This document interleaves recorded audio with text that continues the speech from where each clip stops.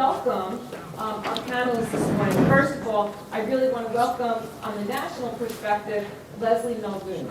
And Leslie is actually the Chief of Staff at PARCC. And in this role, she manages the entire PARCC assessment project, right?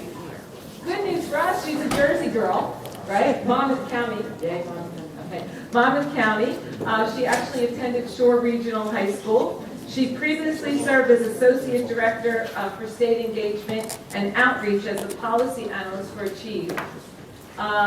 She actually managed and was lead writer of PARCC's application to the Race to the Top assessment grant, and she's also worked for U.S. Congressman Rush Holt of New Jersey.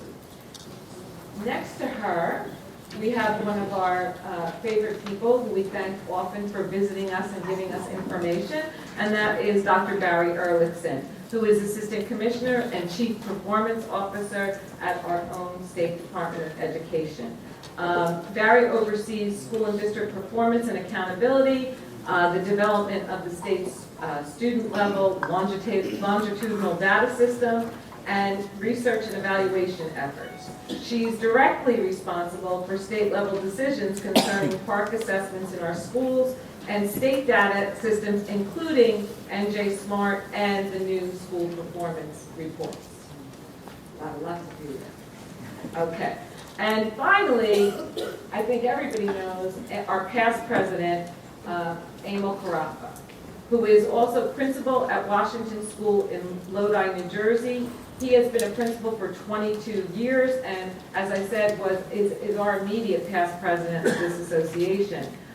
Because of his involvement in the association, he is part of New Jersey's delegation to PARCC, as the PARCC has a educator leaders cadre of which Emil takes part in. So he's here to talk to us basically from the local level. All right, and so I think everyone has a little bit of a presentation first, and then we're going to open it up for questions. So Leslie, do you want to start?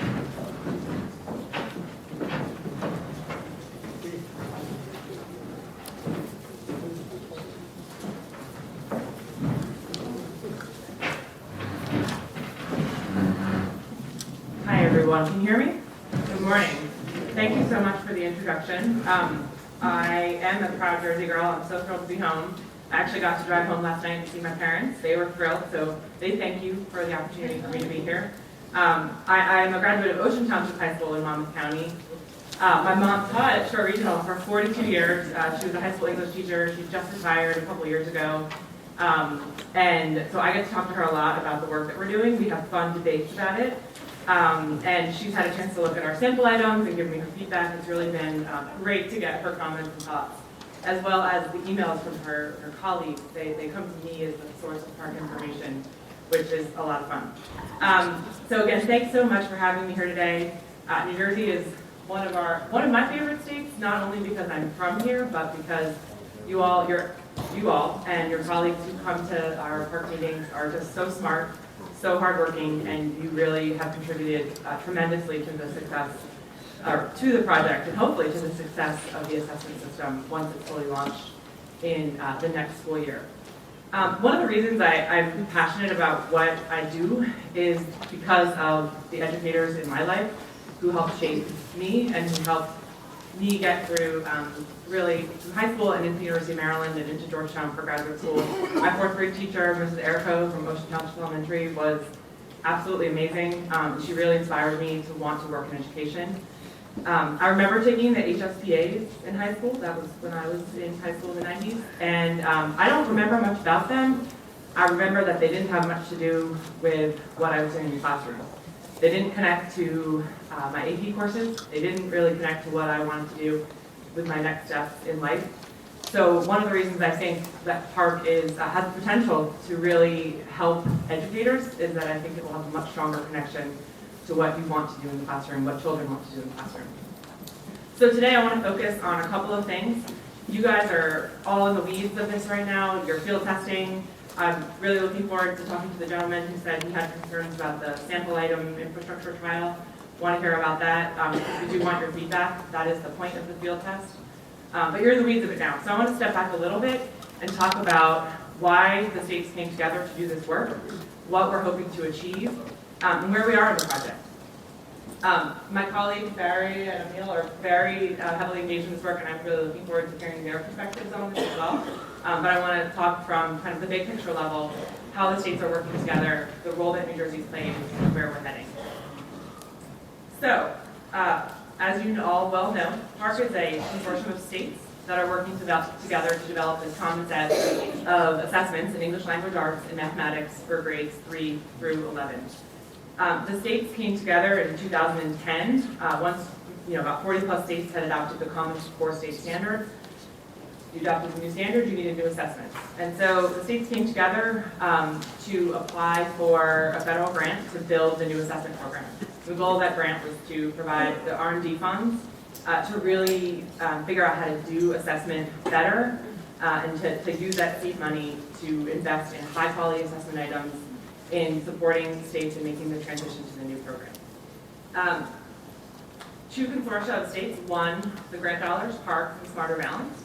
There's about 30 to 40 states that are participating in the work right now. All of them will be field testing starting next week.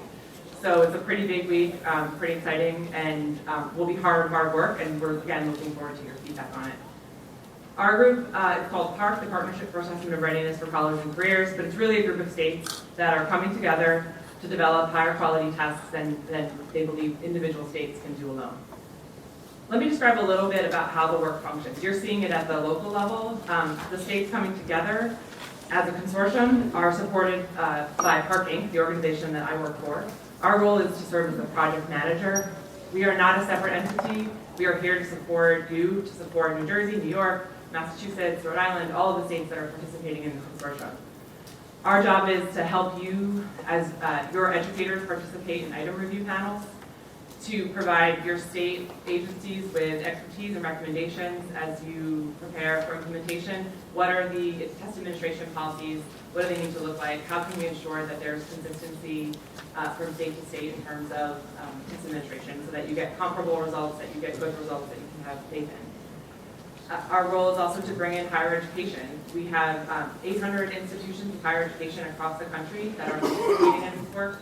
They have faculty coming to item review to make sure the test questions really reflect college and career expectations. And they are participating, once we get to operational test administration and we get to standard setting, they will participate in validating that the score on the end of high school assessments are truly college and career ready, so that colleges can accept that score and can say, a student who has it, coming to my institution, I believe that they can succeed in our entry-level courses, and I see evidence of that. I think that's a really powerful part of the system. If a student can earn that score in high school, then they know that they're ready for the next level. And if they don't earn the score, then they know that they can do something in 11th and 12th grade to get ready. So they don't have to take costly remedial courses when they get to a college or a community college campus. We also work with your state agencies and with the national unions and your state affiliates to bring educators into the process. We have literally thousands of educators who are sitting on item review panels, who are looking at every single test question before they go on to the field tests that will start on Monday. We have 30 New Jersey educators who are part of that panel across the grade levels, and hundreds more from across the country. We also have the educator leader cadre, as you mentioned, where we have hundreds of teachers from across the country who are coming together multiple times a year to really dig into the assessments, dig into the sample questions, and just learn more about the process, which has been invaluable. We get incredible feedback from them, and it's really helping us make sure that we're building a strong assessment that reflects what educators need. Let me talk specifically about how New Jersey itself has been involved, just so you have a sense of this. Over the last 3.5 years, the states have come together hundreds of times. We have a list, a 4-page list of every single meeting that you all have participated in. Your Commissioner of Education sits on our governing board. Commissioner Stark sat on it for the last couple of years, and we're really looking forward to welcoming your new commissioner to that now that he is on board. Our first meeting is in a couple of weeks, and we have one every couple of months, so look forward to meeting him there. Your state assessment director is on our leadership group, which makes decisions week in and week out as we progress towards implementation of the program. He's actually one of the leaders in launching our field tests, so he's been instrumental in making sure the states are collaborating really well around that process. Barry is one of the most highly respected state leaders in our group. People really rely on her for her advice, and she's been really instrumental in helping shape our data privacy policy in particular, given her expertise, so we appreciate that. Larry Coco, your state technology director, is one of the co-chairs of our technology committee, so he is helping, he really pushes us hard on the technology design, the kind of specs for the system, and he's been part of what we call the user acceptance testing process. As we, for the last 6 months, as we've been preparing to deploy the field test, he's been part of that group that's looking at everything in the technology system, telling us everything that's wrong, and making sure our vendor, Pearson, gets on top of it. So we appreciate his eye for detail in that.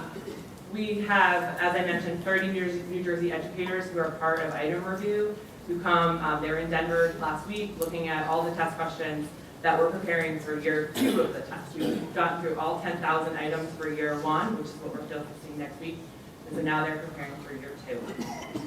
And from higher ed, Ray DeMusi from Camden County College is really leading the effort to make sure that higher education faculty know what PARCC is, know what the Common Core is, and know what it means for them, why it's important that they're involved, and that they understand how this will impact colleges and universities. He's pulling together a huge convening next week of over 400 higher ed faculty, which folks from my team will be participating in, as well as Barry. So we're really excited about that opportunity to talk with your colleagues in higher education. So if I haven't said it enough, New Jersey is a leader in this work. You all are really helping us make sure that this assessment reflects what educators have complained about with assessments in the past, and that the new tests really build on that and push forward and give you tests that are going to support teachers and students. We're here to support you, but we do have expectations of our states. As I mentioned, states have expectations of each other. You all are committed to participating in this effort, and we appreciate it. So I've talked about the how. Let me talk a little bit about the what at a big picture level. What are these tests being designed to do? The hallmarks of our work that we think, we hope you'll have this feedback after the field test, are quality, rigor, and the relevance of the content. The goal of the states in PARCC is to ensure that students are college and career ready, and that the assessment programs, the assessments support students in that goal and support teachers in getting children there. We know, your previous assessments measure your old standards.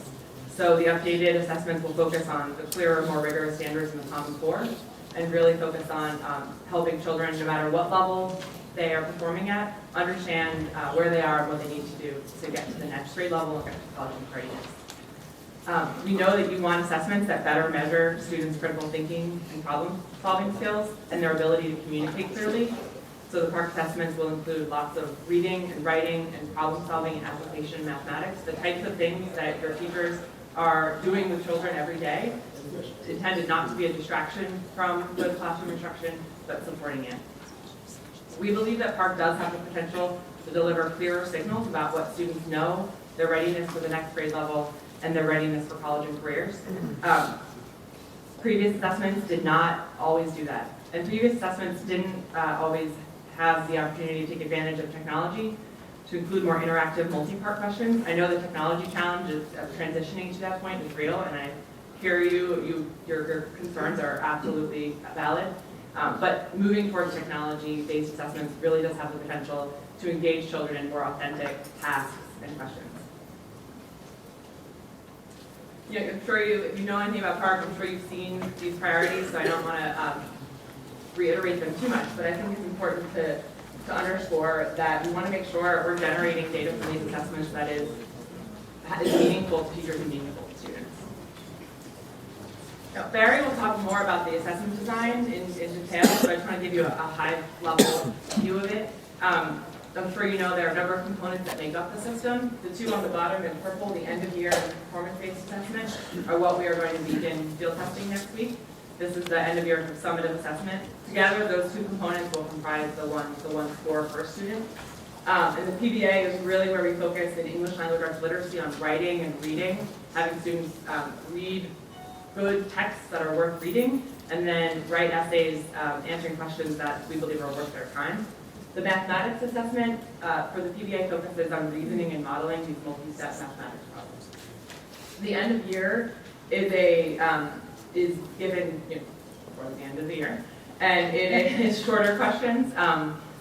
They're technology-enhanced, kind of quicker response questions, and together those comprise the overall score, as I mentioned. Where we are in the project, I think that you all know we're beginning field testing next week, and that's kind of the last major milestone as we head into the operational year in 2014-15. Now, I've heard Barry talk about how this is one of the most professional processes she's ever seen states go through to develop an assessment program. And let me talk a little bit about why I think that is the case. One is that we just have the best and brightest from across the country coming together and pushing each other on what the Common Core really mean, what does it look like in terms of student performance. One other reason I think that this is true is that we're using a new approach to designing assessments called evidence-centered design. And this is really very reflective of what good teachers do in the classroom every day. I ran this by my mom this morning, and she told me that this is absolutely true and resonates with her, so I hope it resonates with you. Unlike previous assessments, PARCC is built in a manner similar to how teachers plan their classroom lessons.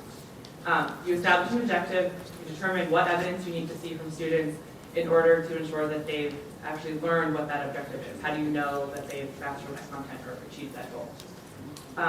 Rather than old testing in a lot of cases was one standard aligned to one item. PARCC developed a set of evidence statements with teachers from across the country and higher ed faculty that describe the performance that students need to show to meet the Common Core state standards. What would a student who's really mastered ELA standard X, what would that look like? Much like teachers are setting those objectives for their lessons. Then items were written to elicit those performances as evidence that students have met the standards. So evidence-centered design, in short, is really akin to that, the assessment version of the process that teachers go through every day. It's also a process that we believe is enabling us to build really rich, engaging, authentic tasks for students that ask them to read and really understand the text, to write and to problem solve, not just to regurgitate memorized facts. The proof will be in the quality of the items, and as I said, next week we'll really see what that looks like, and you all will get to see what those look like. We have promising evidence that what we're doing is working and that it is higher quality than what many states have done over the years. Last year, an independent panel pulled together by the U.S. Department of Education of content experts, assessment experts, reviewed hundreds of test questions. They reviewed all of our design specifications, all of the really meaty technical documentation that went into building the assessment. And they rated our items and our design the highest quality possible on their scale. So we think that's really promising. Again, the proof will be in the pudding once the tests hit the streets, but it's a good sign that I think we're headed in a better direction. I want to make sure, and I think you all have these slides in your packet, these are some of the key resources that really undergird the assessment program. The model content framework, that was the first step in that evidence-centered design process. The test specifications and blueprints, they're all available for anyone to look at. So you can really understand everything that went into building this assessment. We have, I'm sure you've seen sample items and tutorials. There are also, there's all the resources that our educator leader cadres have, that all of the trainings that they go through are all online at that link. There's some really good stuff there, so I encourage you to share that. As well as links to the vendor, Pearson, all of their training modules around the field test. And our practice tests will be launching starting next week. It is a fuller set of items, so you can actually see what the full assessment will look like beyond the sample items that we have available already. So I just again want to thank you for your questions. I was listening really carefully to your questions to Senator Sweeney and taking careful notes, and looking forward to hearing more from you after Barry and Amal. We really hope that this assessment is going to meet your needs and want your feedback. So encourage you to continue to speak up, encourage you to contact us directly, encourage you to contact New Jersey Creative, and wish you good luck with field testing next week. Thank you for all of your work, and thanks for having me.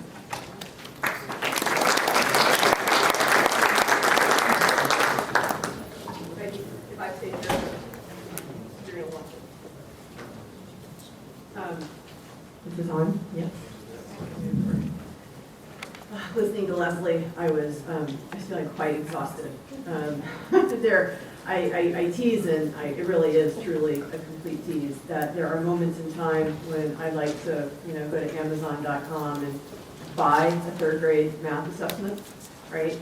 Because the level of energy that the State Department and that the educators in New Jersey and our higher ed community have put into developing these tests is just so extraordinary. So, and coming together as states, one of the most illuminating things about participating in this process is how we can exist as 50 states under the same federal law of the Elementary and Secondary Education Act, and yet be in such dramatically different places and have such a different policy context across our various states.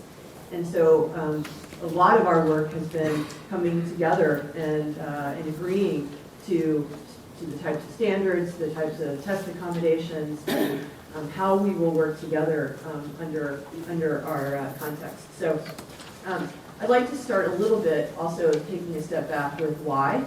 Right? Why are we even engaged in this in terms of Common Core? Why are we engaged in PARCC? Talk a little bit about how, and going to breeze through some of this because it'll be redundant to some of Leslie's comments about our involvement in the PARCC development. And then talk about the path that New Jersey has taken to transition to PARCC. And then I want to be a little bit bold and suggest some things that I hope that school districts will think about between now and essentially when the test scores are released to the public sometime in September of 2015. So to do this, I need to sort of take a step back and echo one of the comments that Senator Sweeney made about New Jersey's excellence across the country. So the best measure that we have of how we're doing is the National Center for Education Statistics NAEP exam. It's an exam that's given every 2 years. To a sample. So it's a sampling test, right? We offer up a representative sample of New Jersey in terms of our classrooms. About 200,000 kids participate in 4th grade math and 200,000 participate in 4th grade language arts. It's done every 2 years, 2011, 2013. And the last data that I was able to present was the 2013 data. I presented it to the state board in November. And this is fuzzy because I lifted it from the PDF of the NAEP folks, but this is our 8th grade math outcomes. And this is the way NAEP talks about it. They say that in 2013 that there was one state that scored we scored lower than one state across the country. And that state was Massachusetts. So we say we are second, because there's only one state ahead of us. Now the NAEP folks, they don't really like the fact that the states do this, because we're in fact tied with 3 other states, so we're tied for second. But this is how we sort of talk about our results, is that Massachusetts outperformed us and we are second. And these are our NAEP comparisons. If you roll up all of those various outcomes, you see that in 4th grade reading, we were second. In 8th grade reading, we were first. In 2013, we lost a single scale point in our 4th grade math, which opened up some statistical daylight to some other states, so we are now 4th. And in 8th grade math, as I mentioned, we are second to Massachusetts. So across the country, our NAEP outcomes, we're doing really, really well. But this is the why. Okay, so why are we engaged in this at all? And you have to sort of understand the federal policy context of it. In 2002, when Congress passed the No Child Left Behind Act, they mandated that every state in the country adopt and have language arts and math standards. The 1994 reauthorization of ESEA under Clinton had said, using the word voluntary 70 times, that states could volunteer to have those standards. In 2002, we took out the word voluntarily and mandated that states would have language arts and math and the standards and the accompanying assessments that would go with it. But Congress was silent as to the quality of those standards and whether or not they needed to be aligned to college and career readiness, and ultimately whether or not they needed to measure, essentially have similar standards for a high school diploma in terms of competencies of students. And with that level of discretion to the states came a lot of variability in how states undertook that effort. You'll notice that our friends in Massachusetts that are leading the country in NAEP, number 1, and that's that third column, the 2013 4th grade NAEP reading outcomes, They report on the Massachusetts State Assessment, so that's the MCAS, the Massachusetts State Assessment, that of their fourth graders, that 53% of them are meeting the Massachusetts state standards. So they're leading the nation in NAEP, and they're talking about a success rate about half. Okay? Now, Georgia, 88%. The State Department in Georgia is telling the stakeholders in Georgia that 88% of their fourth graders are meeting the fourth grade language arts standards. And they are 17th in the nation in terms of NAEP. And by the way, Georgia uses an entirely multiple choice test in language arts.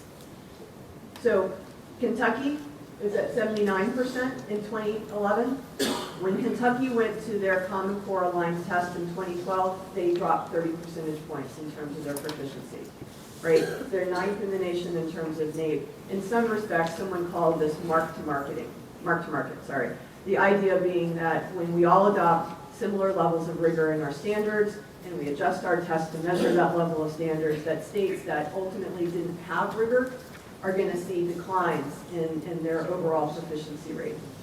North Carolina in 2013 went to a Common Core aligned test, and they also dropped about 30 percentage points across their test. They were 15th. California is messaging as much success in their statewide assessments as we are. We are second, and they are 42nd in the NAEP. So this is the variability, and this is the problem that, of course, the U.S. Department of Education was looking at when they started to push us down a road to certify that our standards were college and career ready. And that's when we entered into the work around the Common Core, getting to the point where we could talk about having similar levels of rigor. And it's important. When I taught in Plainfield, interestingly, I had a student move in the middle of my 5th grade class from Georgia. And I can tell you that when you have, that is one of the hardest things to do, not even the intra-district in New Jersey, but when you have a student come in from an external state and you're working to incorporate them and there's no consistency in what states have done. So why new assessments now? Well, as Leslie mentioned, when you adopt new standards, you adopt new assessments. That's just part and parcel. That's the professionalism of what we do. We have new standards, we need to test them. So the first piece of this is that the statewide assessments across the country were not about measuring the advancements in the Common Core, right? Our own assessments weren't vertically aligned in a way that told us that a 3rd grader was actually on track. You guys know this. We've been very candid at the state level about the lack of a vertical scale in JASC in particular. Produce timely, actionable data for students and teachers.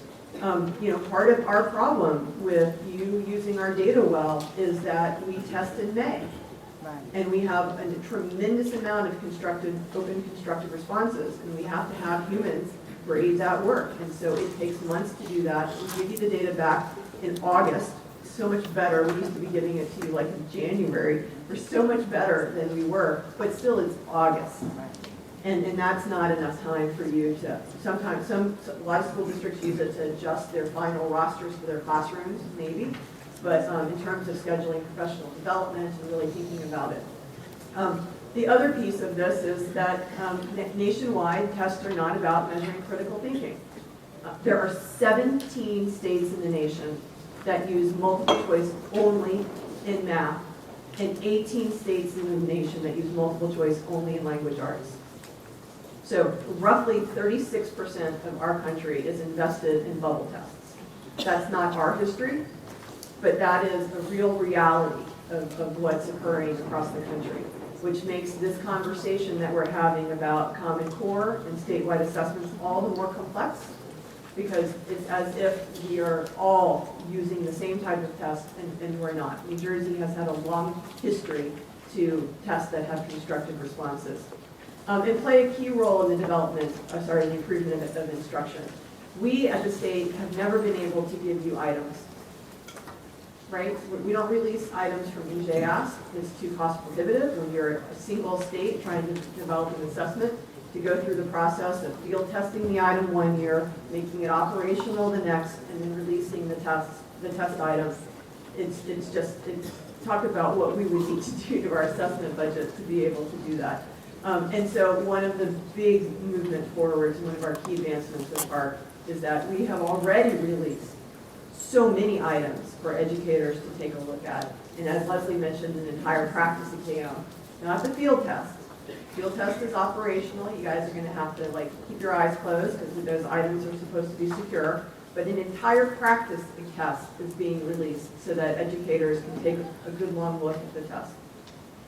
As Leslie mentioned, we have several types of assessment priorities, determining whether students are college ready, being able to compare the performance across states and internationally, a full range of standards. One of the limitations of NJASC is that it is actually a short test, which means that although you guys give us 5 days of testing, we give you almost nothing in terms of you understanding whether or not students met a particular standard, whether the teacher can teach to that standard, and whether or not that standard needs further development across the classroom, across the school building, across the district, whether or not there's curricular alignment on that standard. So right now, we tell you be careful with the cluster scores because the cluster scores sample standards. They don't test the full range of standards at the depth that we need to improve instruction. The full range of student performance from the lowest to the highest. There are some schools in this state where literally half the kids are scoring 300 in 5th grade math. I am not at all sure what they're getting out of my assessment program because there's no differentiation because I move forward. There's no differentiation in terms of the outcomes of those students. And so by necessity, those districts have adopted other testing, like the Iowa test of algebraic aptitude, right? Because they are looking for more information about their students. Not telling them not to do it, but hopefully when we get to a situation where we're implementing PARCC and we feel confident that some of those locally driven assessments can be sunsetted because you'll have the type of information that you need from PARCC.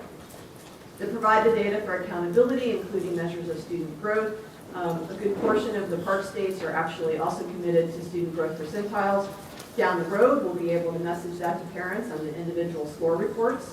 So right now, parents know this is what your student scale score was, this was their proficiency bucket. We'll be able to do what Colorado has done for the last several years, message student growth, this is how your student grew, and then also a measure of growth to standard.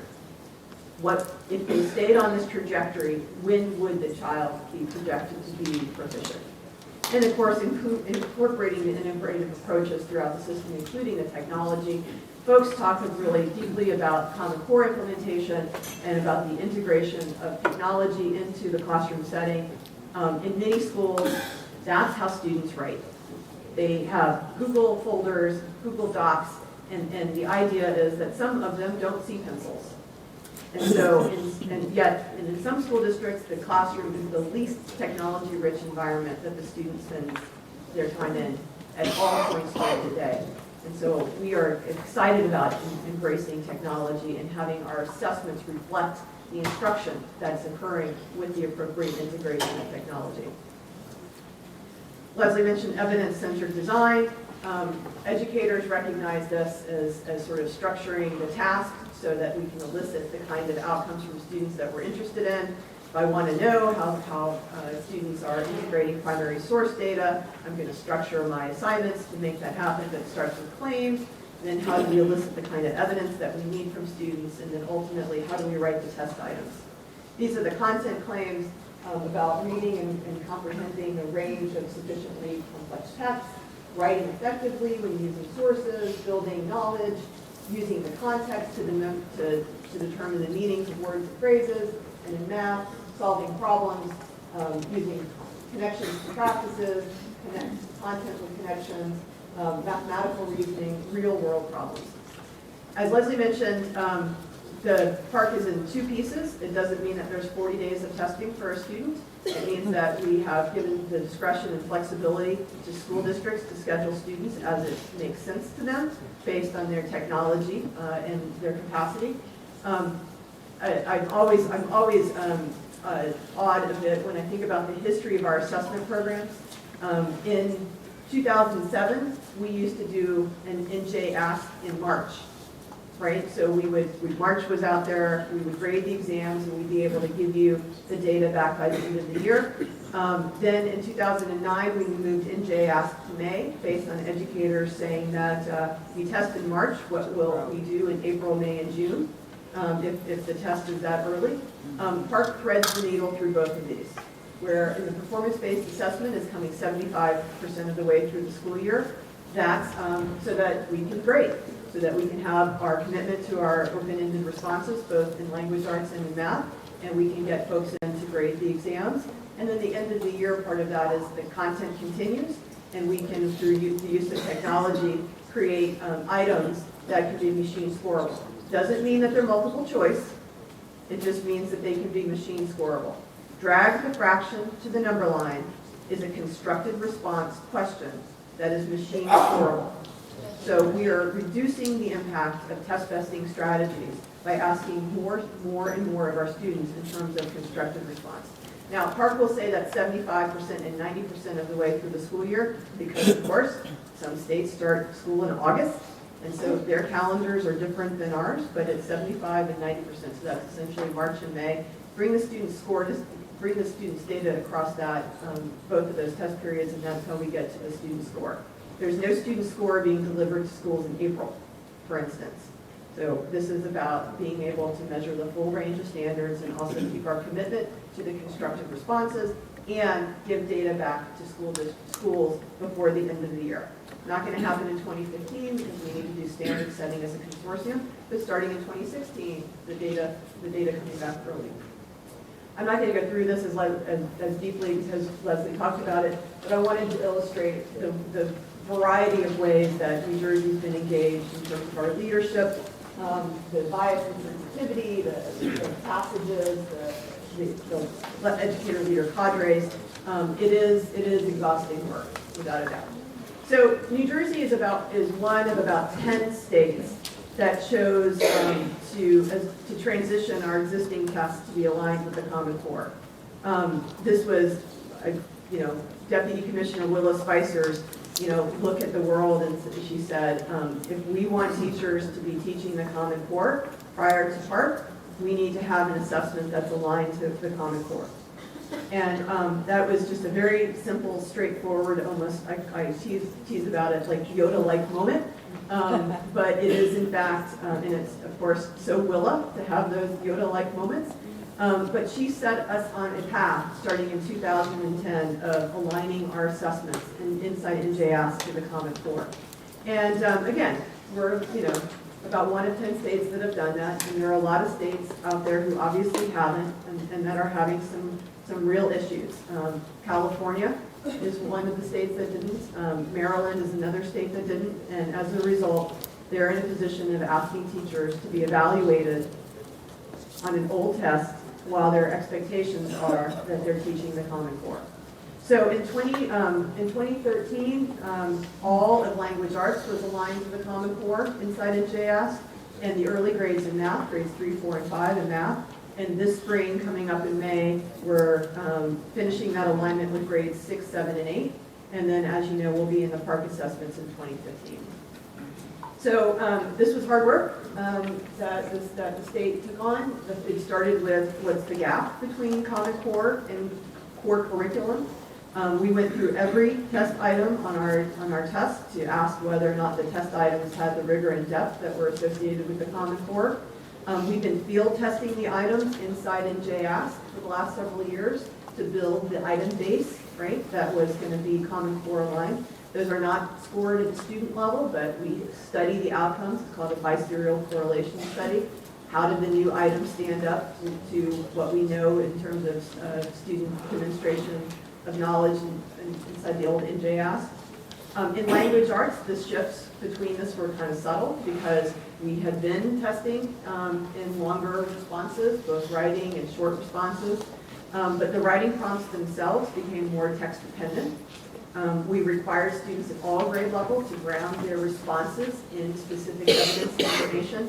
The way I talk about this is, gone are the days where there's a picture of a child or a young person crying under a tree, and the prompt is write about a time you were sad.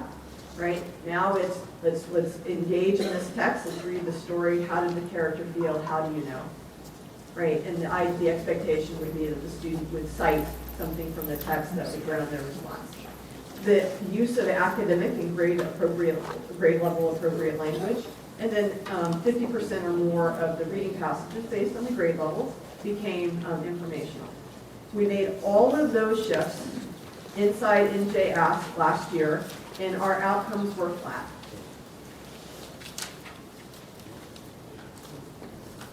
I just want to let that sink in, right, for a moment. We made all of those shifts. We changed the rubric by which we graded student work to judge whether or not they were using grade-appropriate language, whether or not they were citing text evidence, and our outcomes were flat. You can see that I'm saying in JASC aggregate is the 0.8 number, right? Our outcomes were flat. Hold on to the number there for a second, that 94% of our kids passed the HESPA in the aggregate. Just park that for a second. Park that. I'm going to come back to it in a minute. Okay, but that was the outcome of all of those shifts inside NJASC. This is an analysis of the gap between the Common Core and the core curriculum in math by grade level. We did this back in the beginning of this work, and this slide was used more than 300 times in the school year 2010, 2011, and I can guarantee you that probably 5% of you have seen this slide. It is, again, a testimony to how difficult the communication is out to the field. The thing that I want you to see on this is, first of all, it's a bit of an overstatement because the Common Core does fewer standards and greater depth. But you'll see in grade 5 that was our lowest level of perfect similarity across the math content, with about 36% of the Common Core standards being similar to the core curriculum standards. 14% of our standards, of the Common Core standards, we would have done in depth in a lower grade level, and 36% of our standards, of the Common Core standards, would have been covered in depth in a higher grade level. Now, it's an overstatement because, our standards used to spiral, right? We would introduce a topic and come back in the next grade level and come back in the next grade level. And so when we were doing this gap analysis, we labeled something as being at a higher grade level if the expectation was that we were going to finish it, but it doesn't really come from the adopt when we might have started it. 14% of the 5th grade content was new to New Jersey. It wasn't something that was part of the core curriculum content standards. So and you can see that grade 6 and grade 7 are sort of in a similar boat, and grade 8 we had actually a good degree of overlap between core curriculum and Common Core. As I mentioned, we aligned in grades 3, 4, and 5 to NJASC last year with a delay of 1 year for grades 6, 7, and 8 in terms of alignment for NJASC. The reason for that was that when we structured our implementation plan of the Common Core back in 2010, we thought it was important that the students have an opportunity to experience Common Core and age into it.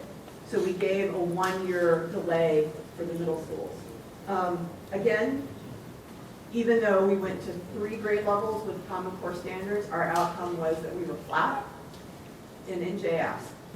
Our biggest dip was in 5th grade, where at the state we lost 3.3 percentage points. So overall, with about 50% overlap between Common Core and core curriculum, we lost about 3 percentage points in terms of our proficiency, which bodes well, right? I expect to see a bit of a dip in grade 6 and 7 this year. I think that would make pretty good sense. But overall, we did well. And this is how the state talked about this in November, that we announced the strong performance of the first administration with NJASC assessments that were largely aligned to the Common Core. So we were feeling, that with our work to align the assessments, that we were stepping slowly into the PARCC exams, giving the right messages to the field about the notion of aligning standards, curriculum, instruction, and assessment, that we were supporting that work. The field test, absolutely, very exciting. New Jersey took a different tact to that than some of the other park states. We knew that in order to participate in the field test that we needed about 10% of our students to participate in a portion of the field test. We decided that when the sampling of that would occur, that we wanted to have as many schools as possible participate in the field testing. But at the same time, recognizing that this was something that was additive to your lives, we identified schools based on representativeness and then asked you if you would like to participate. Overwhelmed by the response.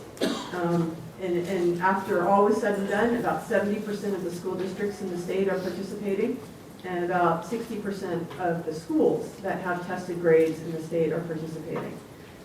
That's the reasoning for us. The reason we chose to do this, of course, was that we were hoping that what schools would benefit from is the opportunity to test their technology, to be a part of seeing the computer-based administration, having the adults in the building have an experience of registering students for the test, and ultimately having the students themselves have an opportunity. I've just been told. Having an opportunity to experience the test. This continues our work. Last year, as part of PARCC, we had 18 different school districts participate in various field studies. And so this work is obviously important, and I thank you very much for your energies around it.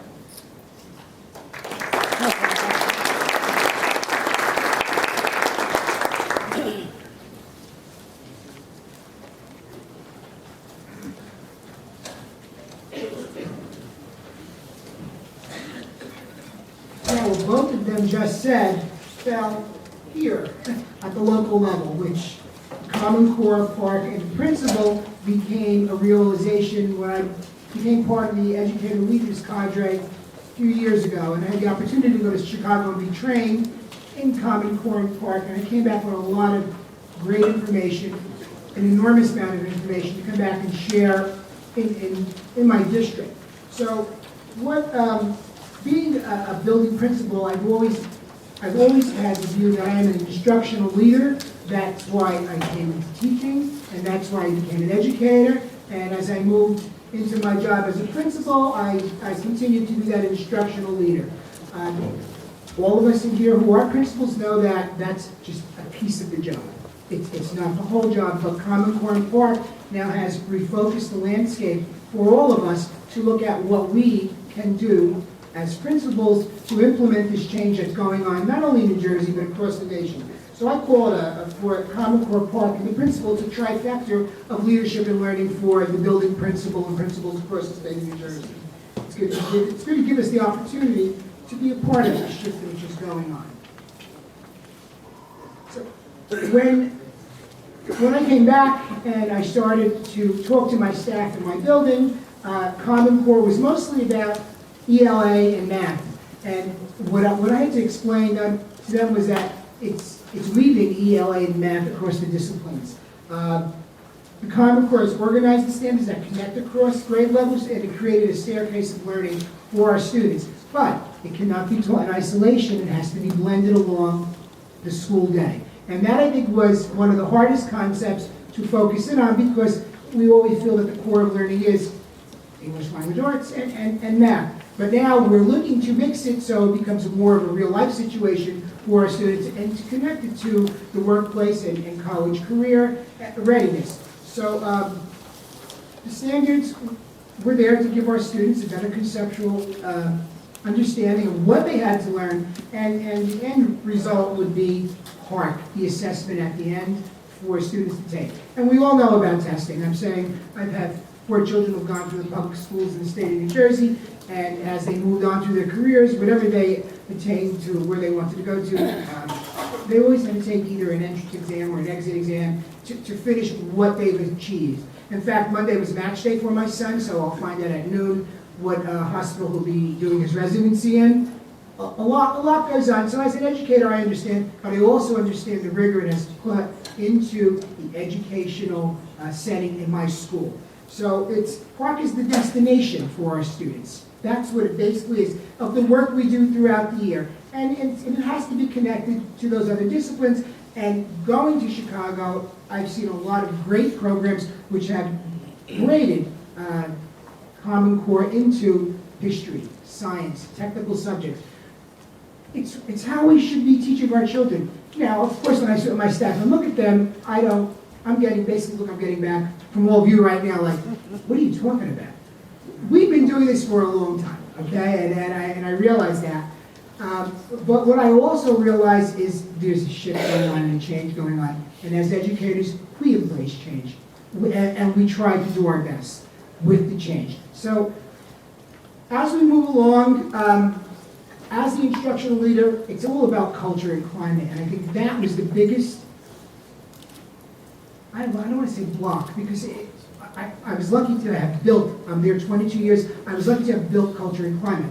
Unfortunately, half of those people that I built the culture and climate retired, and then I had to redo it all over again with a bigger group of people. But the climate, we all know the climate and culture is what runs the building and what affects change. If you don't have that, you have many roadblocks, which you have to then remove in order to go in the direction that has to go. So what I developed when I went back was a conversation, a constant conversation with my staff. I started with my staff and I had a great conversation about whatever they wanted to talk about, or I would send them questions, say, listen, we're going to be talking about this at our faculty meeting today. Please come back if you have anything that you would like me to address at this meeting. And sort of email before me if you can, so I can put some information together. But if not, this is what we're going to do. And again, I was ahead of the curve because I was part of the ELC, and I think NJPSA 100 times over for making me part of the ELC and giving me that opportunity. So what we ended up talking about was planning, instruction. That's what I kept on talking about, planning and instruction, because that's going to be the tool that's going to make the change. How you're doing what you're doing, it's still the same, because they said, well, what are we going to buy? I'm not buying anything. There's no money to buy anything. We're going to utilize what we have and make sure it's aligned to what we're able to do. And if it's not aligned, then we'll have to have a discussion with the superintendent. But the superintendent in the central office took care of what they had to take care of. They started to pave the road for us to do what we had to do. So I focused, because I got the question, what about technology? I'm not talking about technology. I'm going to talk about instruction. So what happened was, the shift was, in my building was to just have these discussions over and over and over again. And then I told them, we're going to step into the classrooms and we're going to explain to the children, we're going to start learning a new way. But they're only going to see learning in a new way when you change your delivery of what you're doing. So it became a twofold step that had to go on. And the last piece was going to be the parents, because as we started to adjust our assessments for our students, and assessments went home, and the students weren't getting those great grades that they were getting because they had to cite evidence, they had to explain their answers, they had to do what Common Core asks us to do. We had to get the parents on board. So I started my year off, my back to school night, with presentation on Common Core and the end result of PARCC. I had questions. They want to know, well, you're still giving NJ Ask, and those questions came from my teachers also. I said, we're going to start blending things together. We're going to put stuff in the blender and stir it up a little bit and try to get to where we have to go. None of this is easy. It's coming out of the flow. It's not easy. It takes a lot of time, and there's a lot of other things on our plate that we have to do. So change is necessary. Change in how we look at data. Change how the data is going to. Data should be driving our instruction all the time. That data, I spoke about informal assessment in the classroom. So I said, that's when you're going to hear what's going on. You have to go and introduce. We're going to introduce. Step back, be the facilitator, and listen what those children are saying. You have to hear what they're saying in order to see what direction your instruction is going to go. And I'm not going to talk about the center block yet because that's a big piece. Technology, the change in technology, getting our students more involved in technology to answer questions, to manipulate what they're going to have to manipulate, because this is what they're going to be seeing on PARCC. You know what, our kids are great. You give them something, you give them a joystick, you won't see them for hours. Give them, they're in tune to the technology, but when you sync it to learning or asking them, again, to give them a written response, looking at the computer, it changes. So all of that has to be taught and gone over. And it has to start in the classroom with the teachers, what the children do. So there's a continuous evolution of learning and sharing to meet the change that was going to happen next few years. PD, real big issue, real big. Because I'm fortunate enough to work in a district where the superintendent understands the importance of professional development. When he has the money, or when he shows us how much we have, we send out not one person for PD. I said, I need a team effort from my building to go, so they come back and turnkey it. It's better when it's a turnkey. And then as the instructional leader, I have to make sure that it's happening across the grade levels. And as I told my teachers in the building, you can't hide in grade K anymore, you can't hide in grade 2. We're all in this together. This is a group effort. And if we're not going to look at that as a group effort, then don't ask me to move you from 4th grade to K, I'm not going to do it. You know, you need to be where you are. K is not the place to hide because they're the foundation piece. They're the real piece. And I always use K and pre-K a lot because they do informal assessment all day long. That's all they know how to do is informal assessment. So they're really, you know, we look to them to help with this shift. So this evolution is going to continue on. The time constraint that I have on me right now and that you have on you, I understand it 110%. But the PD, good PD, and JPSA PD, helps out tremendously. New Jersey Department of Education, I've gone to their workshops. I've gone taking staff members with me, so we're all in this together. To be the instructional leader, you have to be, if you're the captain of a team, you're playing with the team. I'm playing with the team. I'm in there, you know, down there doing what I have to do in order to get to where we have to go. So the conversation was the big piece. And we've always talked about professional learning communities. We've always talked about SMART goals. This year, new on the menu was SGO and SGPs, which a lot of people did not want to choose from that menu at all. They figured they don't want to deal with that. We have to deal with it, and we have to brain it. We have to weave it through what we're doing. These are all tools which are going to help. And I put that picture up there with students because that's the end result. The end result is what we're delivering for our students to learn. When I went out to Chicago with the cadre from New Jersey, we were a very nice mix. We were I'm a former special ed teacher, so a lot of this education, instruction that's going on in the classroom, we had to do years ago because we didn't have all those tools in front of us for the varied learning levels and styles that were in our rooms.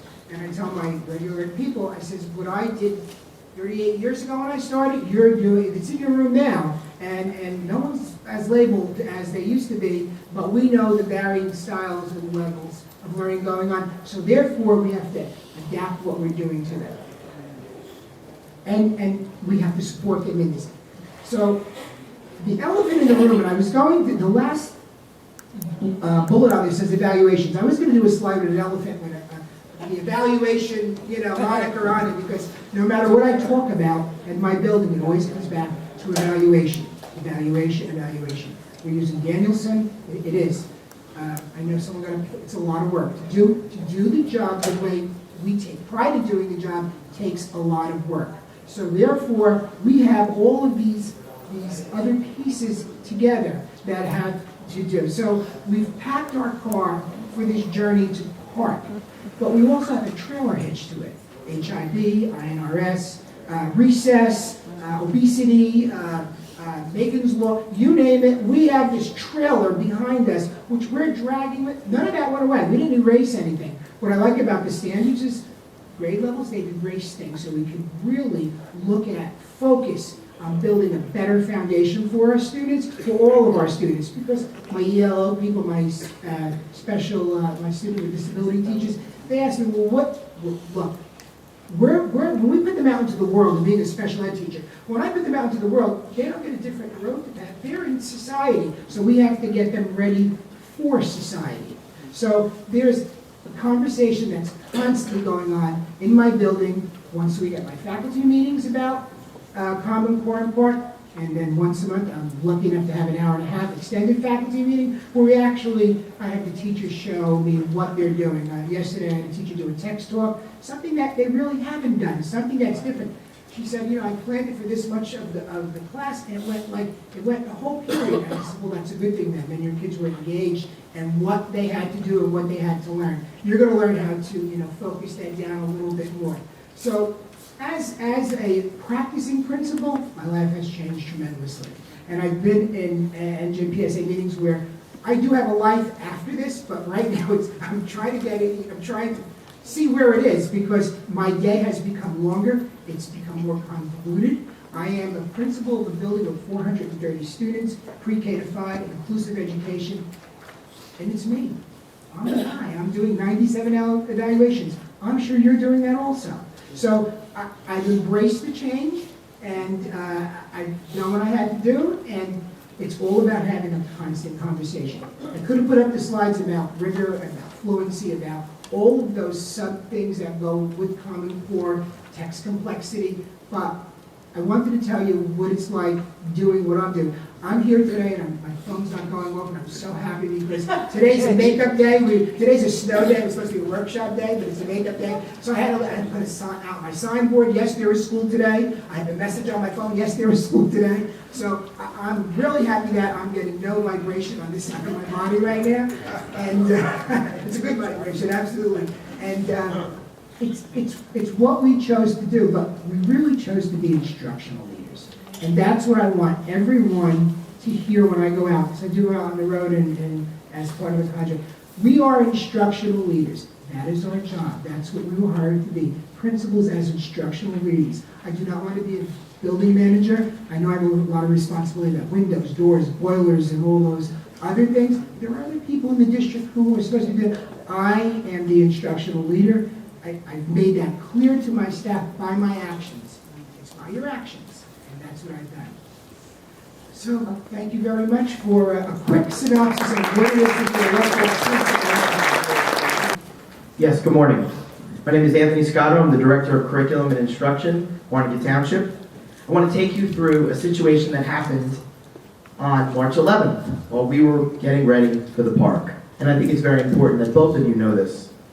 The tech department has been working diligently to assist my office and the buildings with the rollout of the park pilot.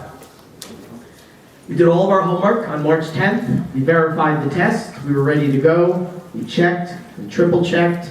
If you work for me, you quadruple checked. We signed up the kids for the lab. Teacher arranges her lesson plans, brings her students down to the lab, log on to take the practice test. No practice test.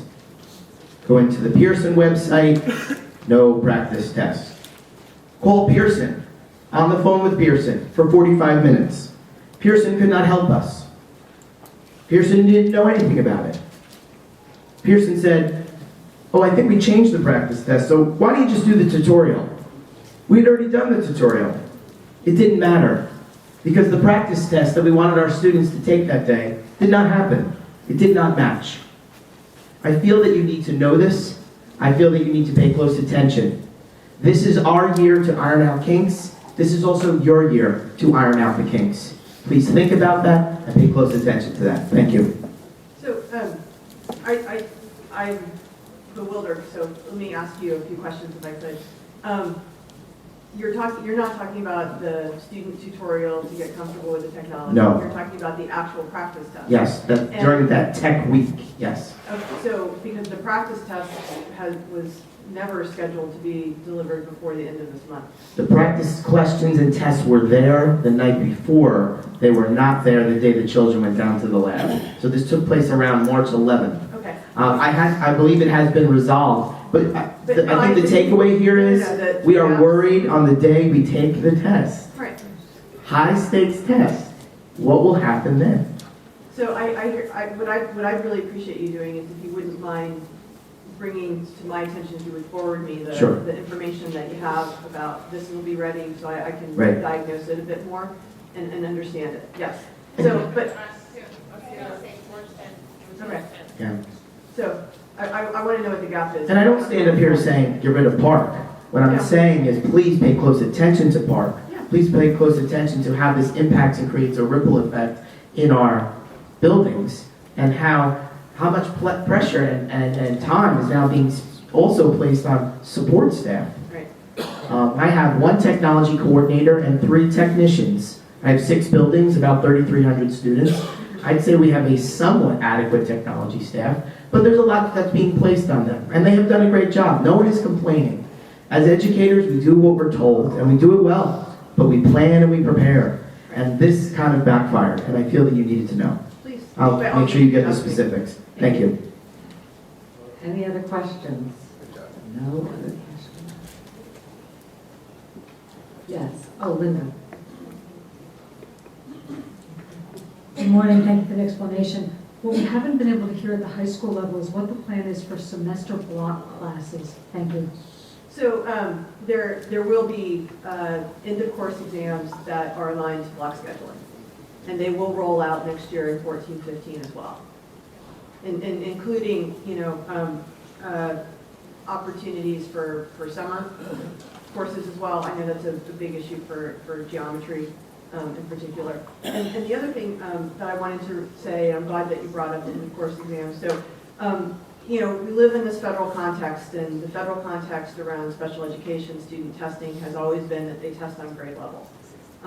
New York just went after a waiver around that. They were looking to test an additional, obviously there was the exemption for the most severely disabled, but then they were asking for the next 2% of those students to be allowed to test below grade level if necessary, and they were not granted that flexibility. One of the things about high school in particular is that by moving to an end-of-course exam process, where we have the expectations that students will take the test when they've taken the content, it doesn't have to be grade level. Students can be exposed to the content at different points in their academic development, including taking Algebra 1 in the middle school. So I cut my comments sort of short, but one of the things I would like all the principals to think about is whether or not Algebra 1 in middle school is in fact Algebra 1. Because we will ask the federal government to allow us to test Algebra 1 students in the middle school in Algebra 1.